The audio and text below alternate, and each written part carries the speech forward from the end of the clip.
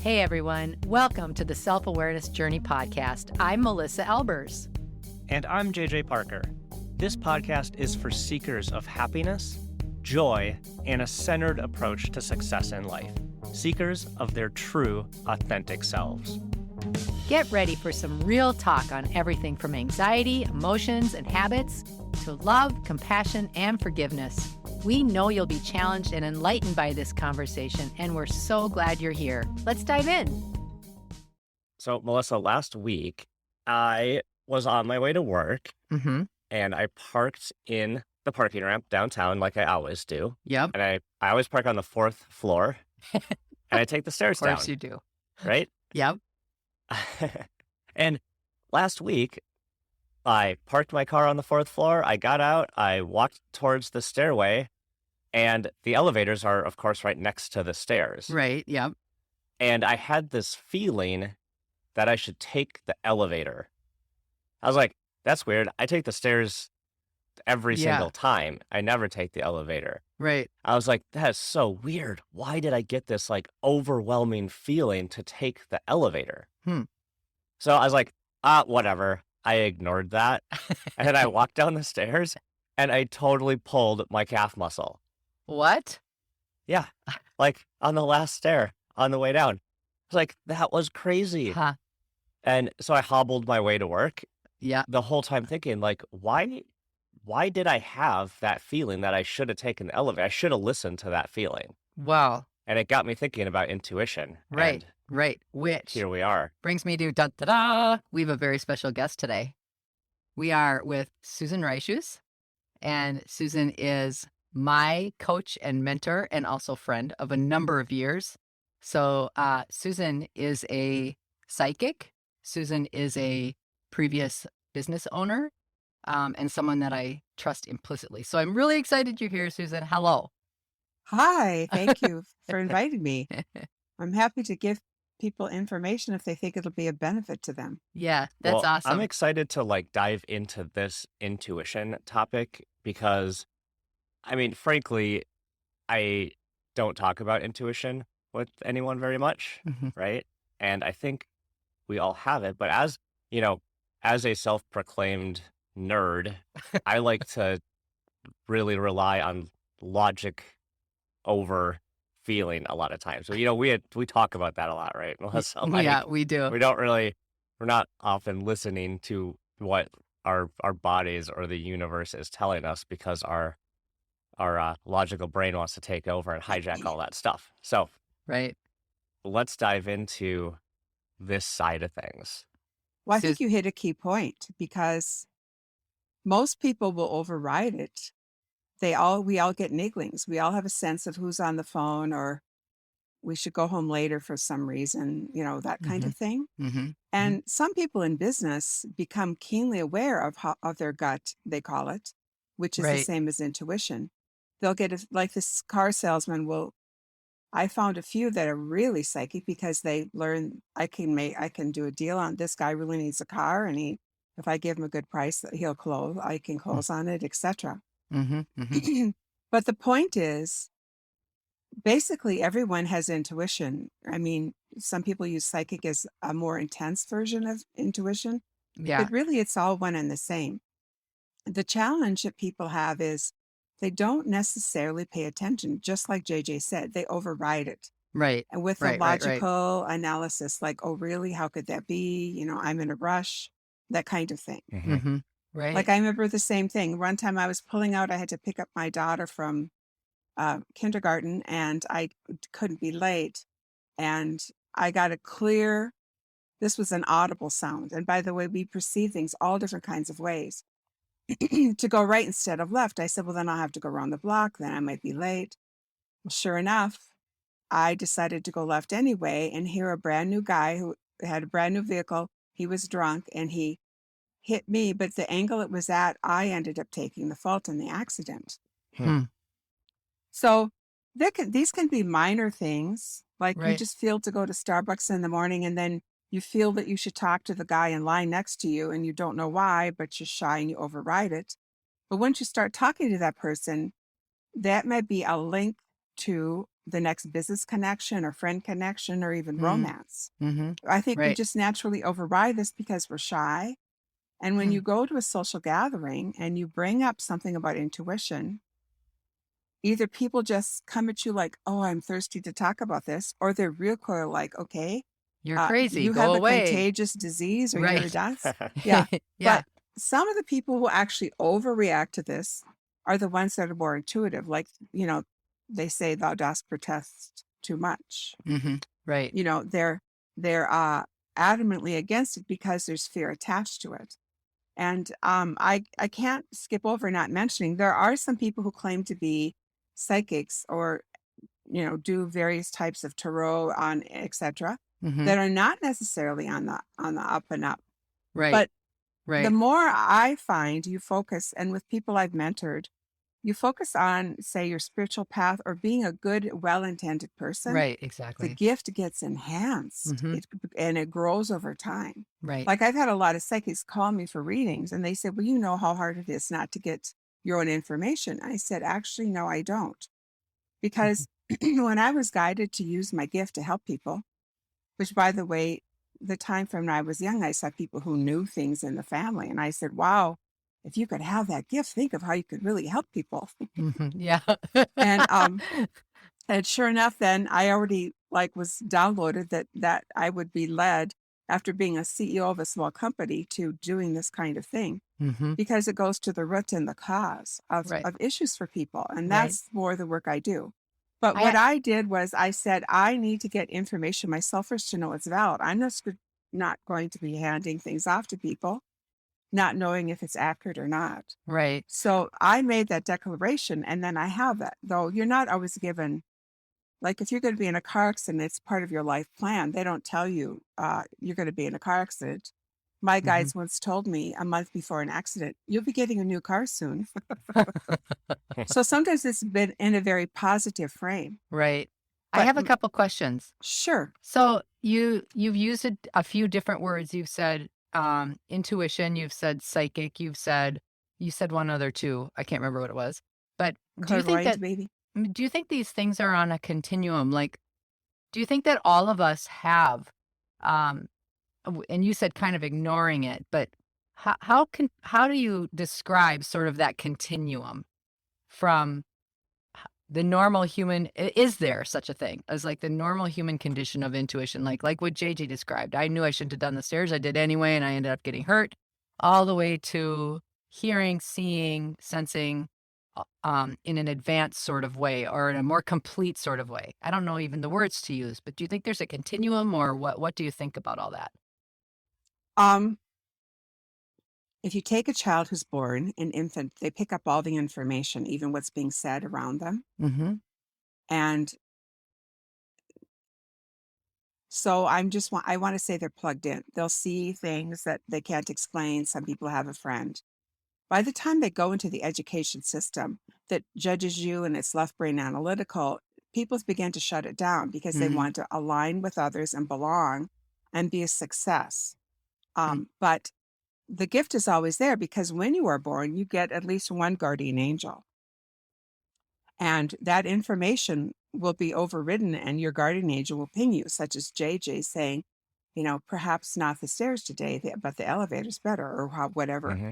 It may come as a feeling. You may hear it, taste it, smell it. You may see words, you may hear words. Everyone gets information in different ways, and those can be expanded. But the point is, if you pay attention to it, it expands, and it's basically for your whole life because we've all had experiences when we were a teenager or a young adult or middle-aged or older where you go, okay, why do I know this? Someone can say something to you and you just know it's wrong Mm-hmm. or it's right. And there's a pure feeling in the body. The body will respond and override to let you know it's true. Like sometimes you feel like you have to go to an event, but some part of you does not want to go, but you have obligation, you do it anyway. Mm-hmm. Your body will subsidize your intuition, actually shut down and you'll end up getting sick or something will happen. You'll trip and fall, whatever, so that you honor that gut knowingness.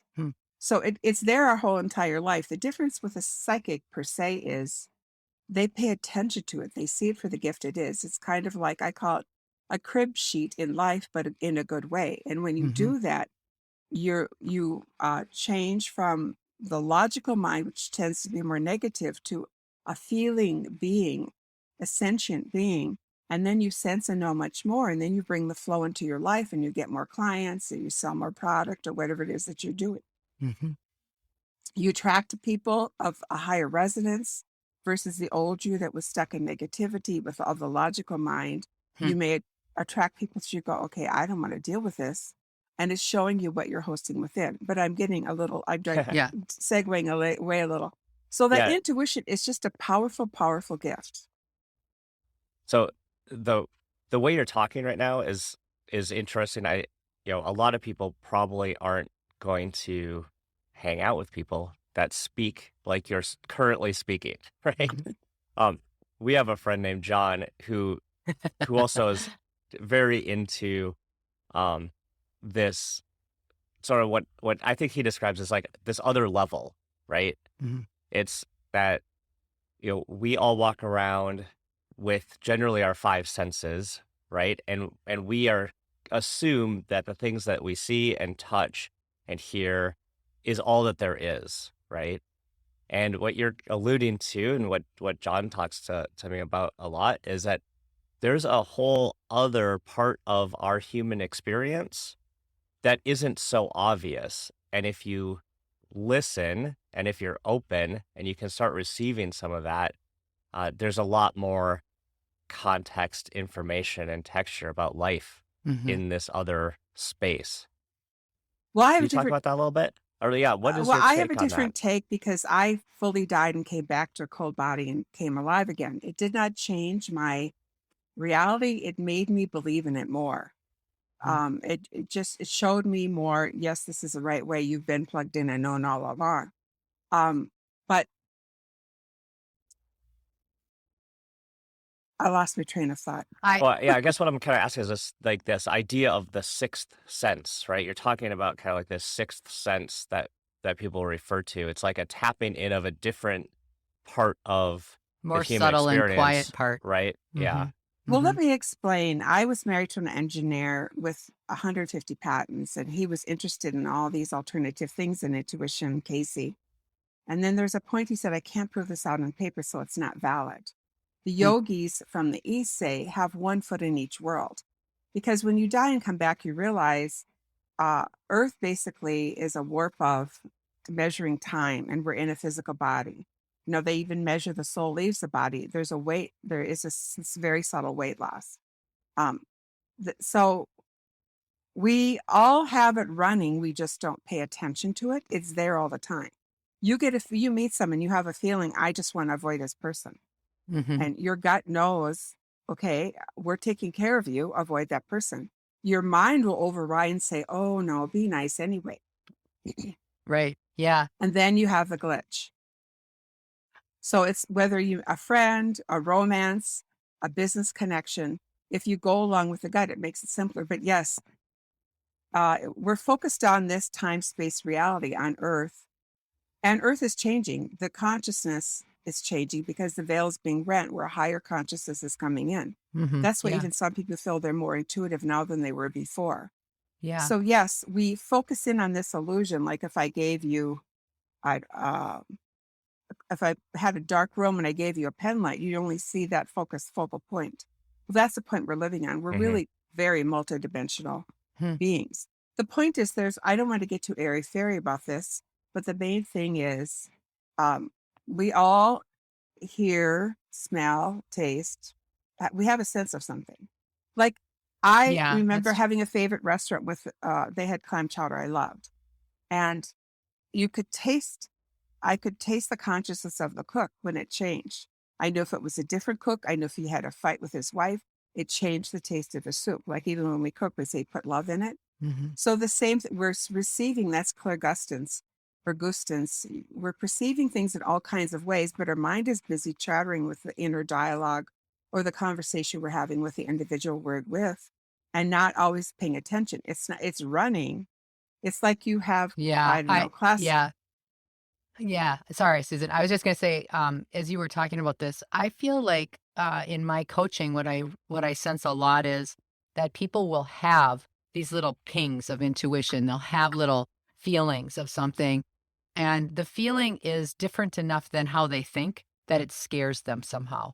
So like they'll get a ping like, oh, this person doesn't like. I feel like if I go in and talk to my boss, I'm not going to get this, this project that I want. I just have this feeling and it seems to then go to something completely different. It seems like that root pure feeling or intuitive piece that comes to them very quickly, the way it manifests with the brain taking over is that the brain says, oh, that feeling's not right, or I'm scared of that.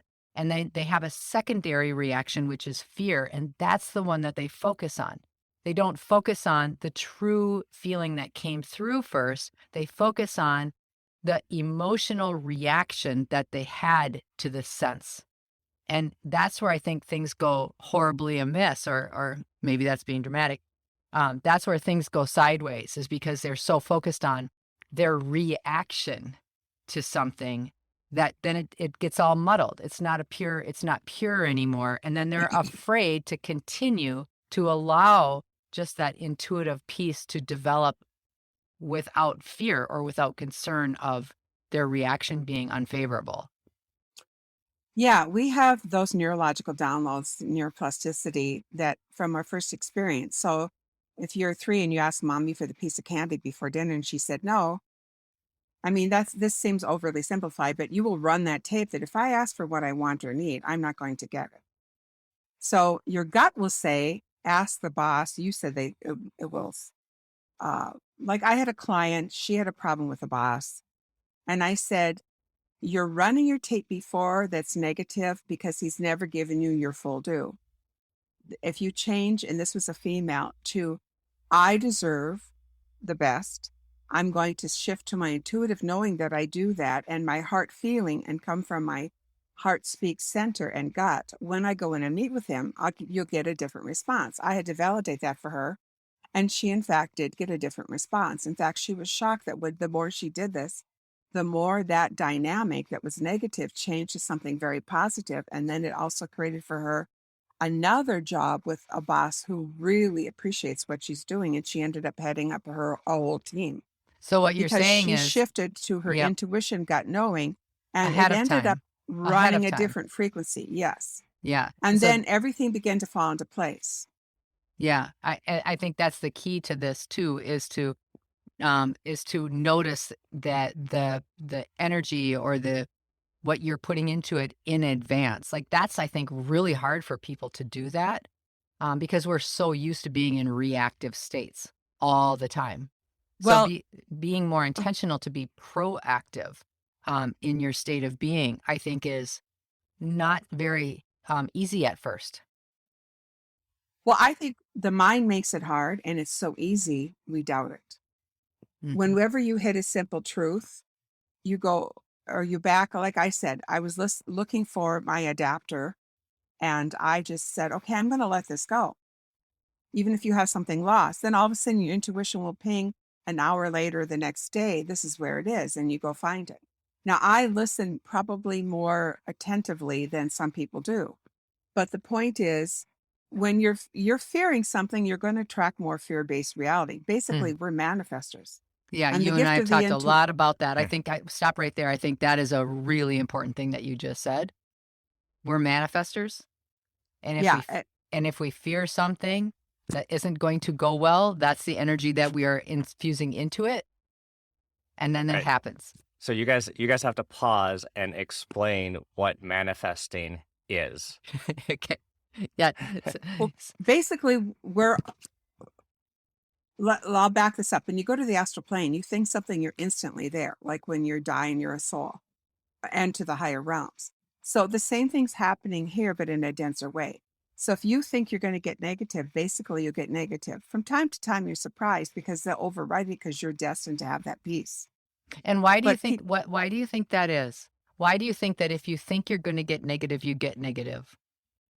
well, society values the left brain. I don't want to get overly, but there's kind of a Well, no, whole, put the cookies on the bottom shelf. Yeah, that's exactly what I mean. Like, yeah, it's a fear-based reality. Don't do this, don't do that.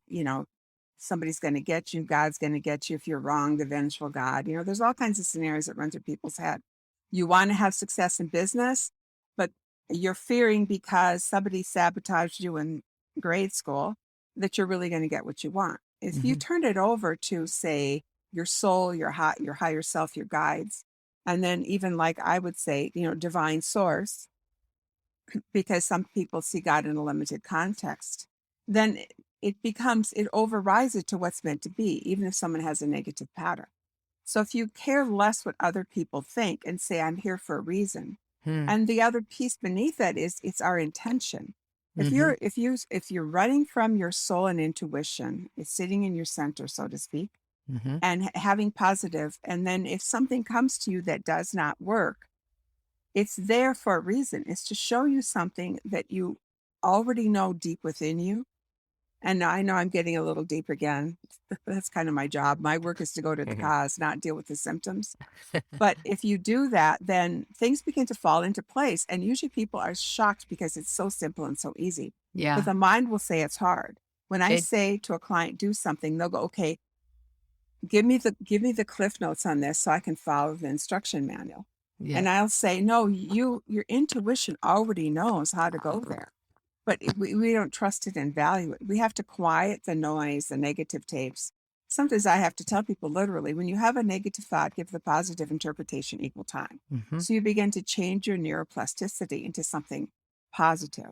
It's the same thing as like when you go to put something away that is important to you, put it in a safe place. And then you think, oh, well, that's not the best place. I'll put it this other place. When you go back to find it again, you go to the first place because you have that initial download. It's yeah, the same thing with our life experiences. So we have to go back and look at, realize, clear those experiences, which is very easy. You just fall into it versus that head trip that goes over and over again. I never get what I want. Well, then your words are powerful. Thoughts are powerful. That is a form of manifesting. But if you go instead into your heart and soul intuition and say, I'm asking according to my highest truth, whatever I need is in my highest and best interest or service, then it'll fall into the place in the best timing. in the I best timing. remember, I'll give you a quick example. A woman called me for reading. This is quite some time ago. And I said, oh, I see you're going to Santa Fe in 2 months. And I said, when you do, and she interrupted, she goes, yes, I am. I said, you're going to meet your soulmate. So I elaborated on it somewhat. She called me back a week later and she goes, you're wrong. I said, pardon me, who's this?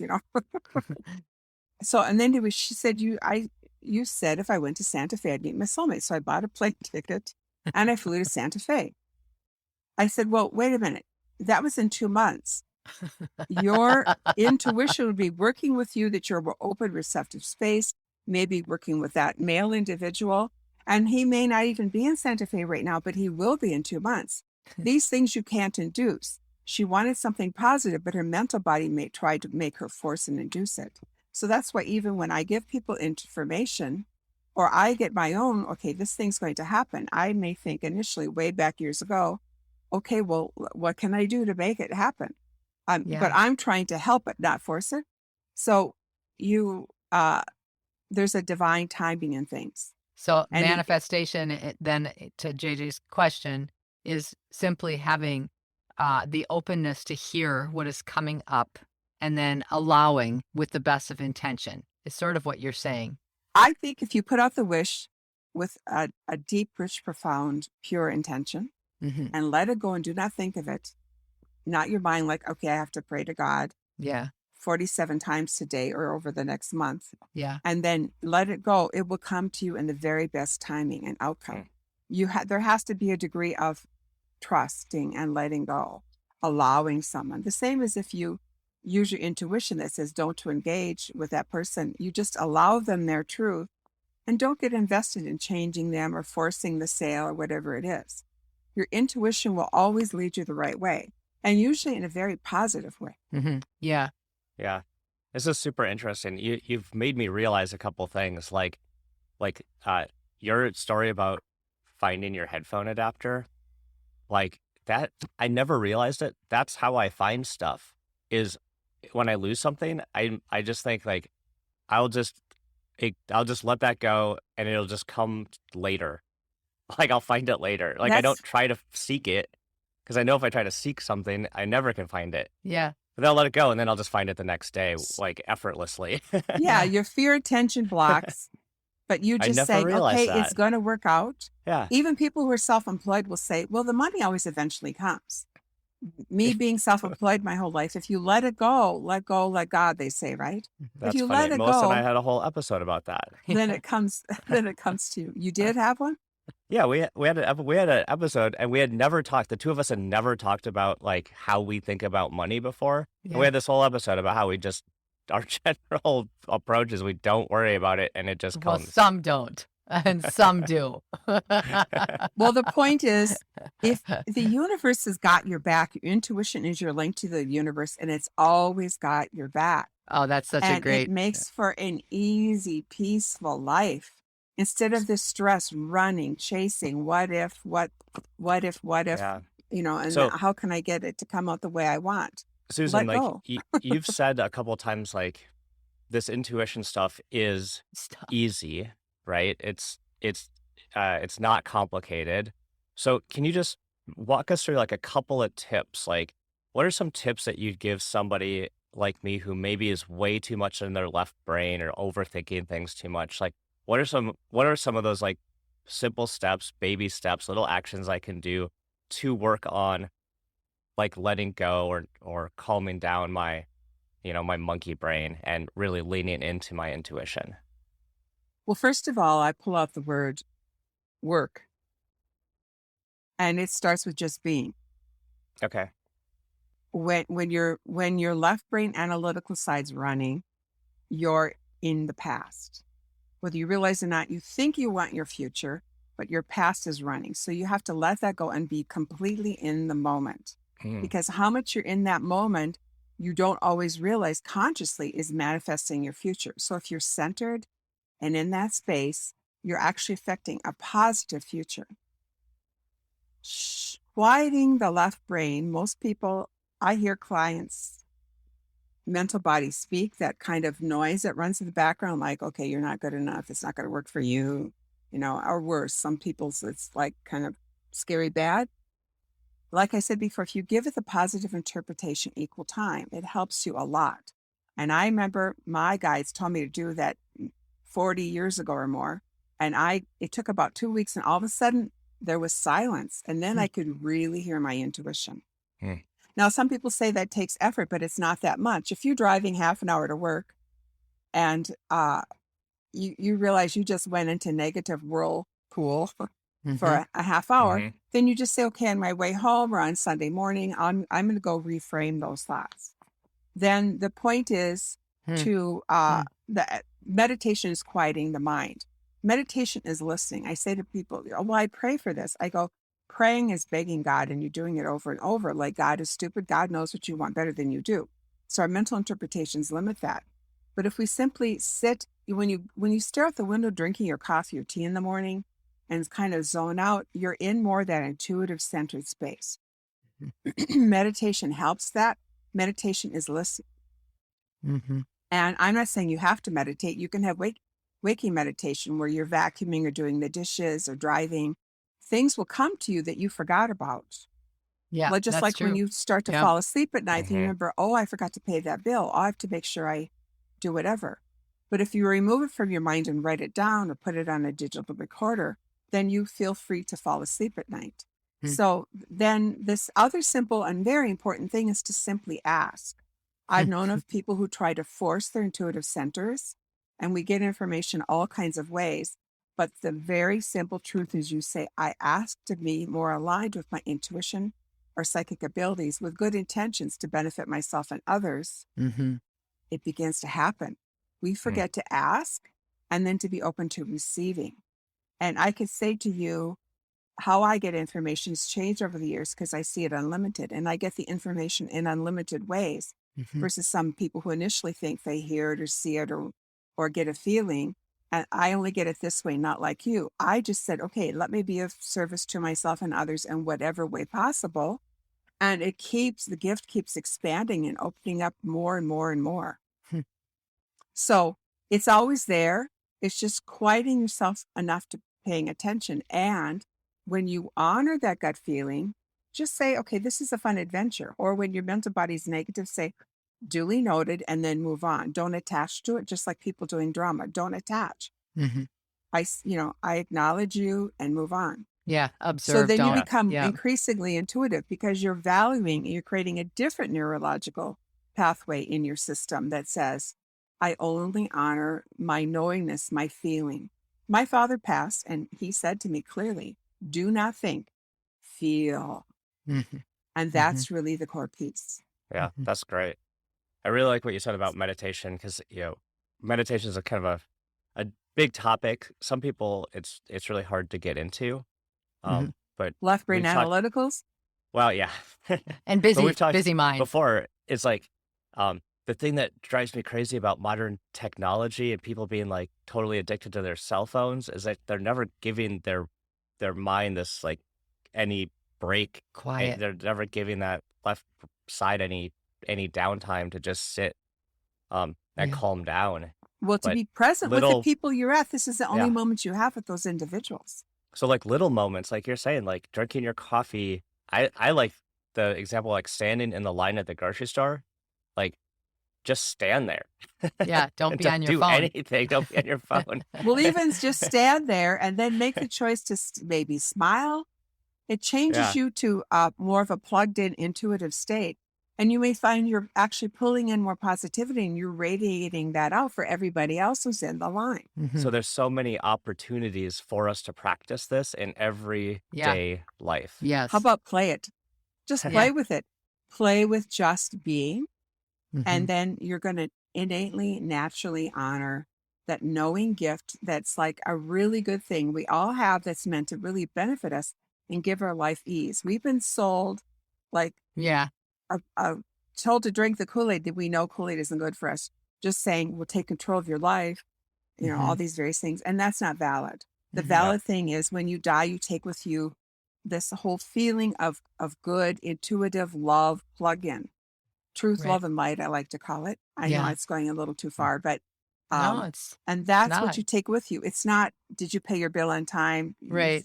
You lost Yeah. your Post-it note or whatever it is, you missed the sale with Bob, or those are going to be moot. It's kind of like, I know we have to go, but there's another analogy. When you're rushing around to go get ready for a trip, you think of the 2,000 things you got to pack and water and pay and turn down and turn up. And when you get on the plane and you're above everything, it all seems so insignificant. Could you have gotten Mhm. on the plane with a change of underwear and clothes and a credit card? And if you needed it that bad, you could have bought it. You could have Yeah. just say, I'm going to just get on the plane and let go instead of being in a fear-based reality. Right. And that's how we are conditioned to do business. We're conditioned to do relationships, and then we can't understand why they're messed up. Mhm. Right. Right. Let go. Well, this has been a super fun conversation, Susan. I'm glad we were able to have you on.